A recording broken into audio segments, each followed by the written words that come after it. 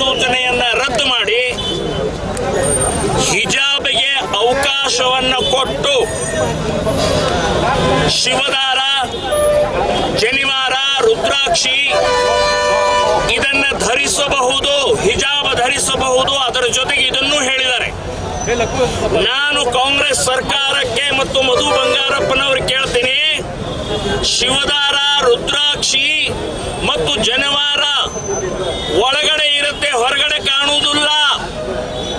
ಅದನ್ನು ನೀವೇನು ಹೇಳೋದು?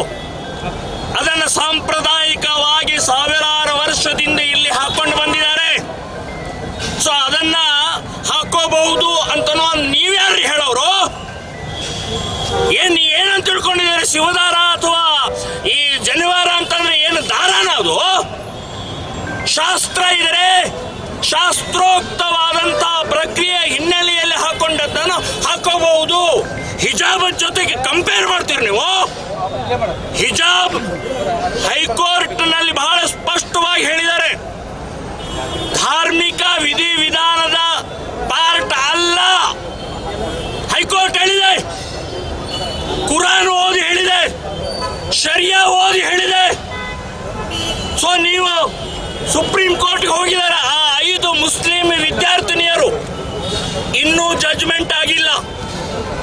ಅಷ್ಟೊಳಗಡೆನೆ ನೀವು ಇವತ್ತು ಅಧಿಸೂಚನೆ ಹೊರಡಿಸಿ ಹಾಕೋಬಹುದು ಅಂತಂದ್ರೆ ಕಂಟೆಂಪ್ಟ್ ಆಫ್ ಕೋರ್ಟ್, ಕಾನೂನಿನ ಉಲ್ಲಂಘನೆ.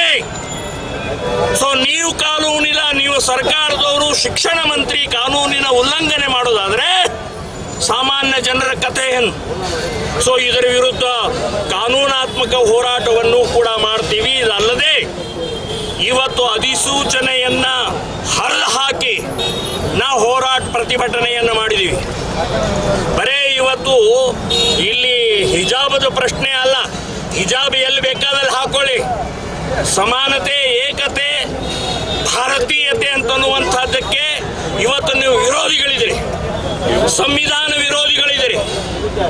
ಬರೇ ಮುಸ್ಲಿಂ ಓಟ್ ಮಾತ್ರ ನಿಮಗೆ ಬೇಕಾಗಿದೆ, ಮುಸ್ಲಿಂ ಮುಸ್ಲಿಂ ಮುಸ್ಲಿಂ ಅನ್ನುವಂತಹ ದೃಷ್ಟಿಯಿಂದ ವಿದ್ಯಾರ್ಥಿಗಳನ್ನು ಹಾಳು ಮಾಡ್ತಾ ಇದ್ದೀರಿ, ವಿದ್ಯಾರ್ಥಿಗಳಲ್ಲಿ ಬೆಂಕಿ ಹಚ್ತಾ ಇದ್ದೀರಿ.